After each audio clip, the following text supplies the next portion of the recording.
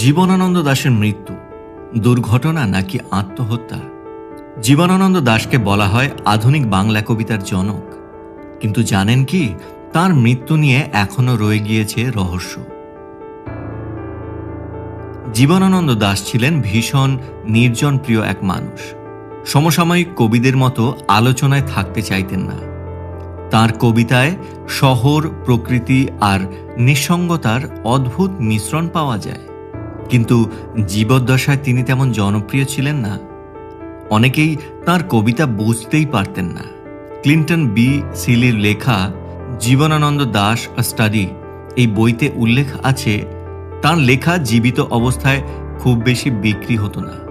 1954 সালের অক্টোবরে তিনি কলকাতায় এক ট্রামের ধাক্কায় গুরুতর আহত হন এবং কিছুদিন পর মারা যান। সরকারি রিপোর্টে বলা হয়েছিল এটি একটি দুর্ঘটনা, কিন্তু বহু সমালোচক মনে করেন তিনি হয়তো ইচ্ছাকৃতভাবেই ট্রামের সামনে গিয়েছিলেন। দেশ পত্রিকা এবং দ্য টেলিগ্রাফ পত্রিকায় 1954 সালে এই নিয়ে বিতর্কের ঝড় উঠেছিল। আজ তিনি মৃত্যুর পর জনপ্রিয় হয়েছেন। তাঁর লেখা রূপসী বাংলা, বনলতা সেন আধুনিক কবিতার নতুন দিগন্ত খুলে দিয়েছে।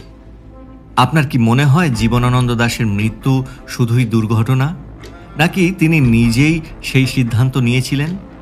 কমেন্টে আপনার মতামত জানাতে ভুলবেন না।